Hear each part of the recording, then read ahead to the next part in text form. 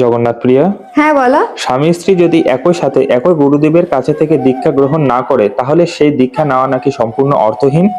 অনেকেই আমাদের সমাজে এই কথা বলে থাকেন, যদি বিয়ের পরে স্বামীর সাথে একই গুরুদেবের কাছ থেকে দীক্ষা গ্রহণ না করেন তাহলে আপনার সেই দীক্ষা অর্থহীন এবং আপনার ভক্তি জীবন কখনোই পূর্ণতা প্রাপ্ত হবে না। আসলে কি আমাদের শাস্ত্রে এরকম কোনো নিয়ম ব্যাখ্যা করা হয়েছে? তা আমি প্রথমেই বলবো যে আমাদের সনাতন ধর্মে এবং সনাতন শাস্ত্রে কোথাও এই বিষয়ে উল্লেখ করা নেই যে বিয়ের পরে একই সাথে এবং একই গুরুর কাছ থেকে দুজনকে দীক্ষা গ্রহণ করতে হবে। এমনকি শ্রীমদ্ ভগবদ গীতায় ভগবান 4th অধ্যায়ের 34 নম্বর শ্লোকে বর্ণনা করেছেন, সদ্গুরু শরণাগত হয়ে তত্ত্বজ্ঞান লাভ করার চেষ্টা করো। অর্থাৎ প্রত্যেককে আলাদা আলাদা করেই কিন্তু এই সদ্গুরুর আশ্রয় গ্রহণ করার কথা বলা হয়েছে। অর্থাৎ ভগবান কিন্তু কখনোই কোনো গ্রন্থেই উল্লেখ করেনি যে একই সাথে বিবাহের পরে দীক্ষা গ্রহণ করতে হবে।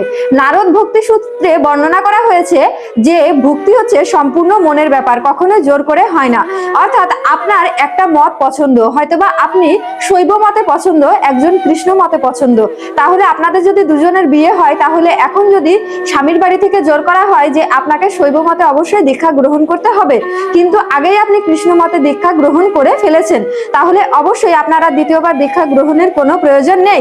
কারণ আপনি যদি প্রথমে 4টি সম্প্রদায় আছে আমাদের দীক্ষা গ্রহণ করার, এই 4টি সম্প্রদায়ের অর্থাৎ এই অথেন্টিক গুরু পরম্পরা ধারায় যদি আপনি দীক্ষা গ্রহণ করে থাকেন তাহলে বিবাহের পরে স্বামীর সঙ্গে দ্বিতীয়বার আর কোনো দীক্ষার আপনার প্রয়োজন নেই, আপনার ওই প্রথম দীক্ষাটাই কার্যকর হবে।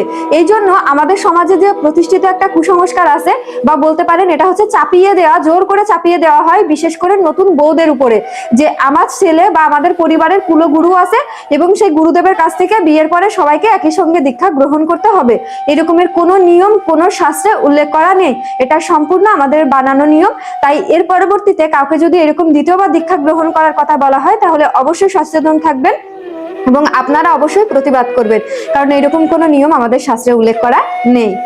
এবং আরেকটা বিষয় অবশ্যই মনে রাখবেন, আপনারা চাইলে একই গুরুর কাছ থেকে দীক্ষা অবশ্যই গ্রহণ করতে পারেন যখন আপনাদের দুজনের মতাদর্শ এক হবে, অর্থাৎ আপনাদের ভক্তি একরকম হবে, আপনাদের গুরুদেব নির্বাচন একই রকম হবে, আপনাদের ভগবানের রূপের প্রতি ভালোবাসা একই রকম হবে, তখন আপনারা চাইলে দুজনে বিবাহের পরে একই সাথে দীক্ষা নিতে পারেন। তবে বিয়ের আগেও দীক্ষা গ্রহণ করা যায়, পরেও নেওয়া যায়, এটা সম্পূর্ণ আপনার নিজের ব্যাপার। বিয়ের সাথে দীক্ষার কোনো সম্পর্ক নেই, অর্থাৎ যে কোনো সময় আপনি দীক্ষা গ্রহণ করতে পারবেন।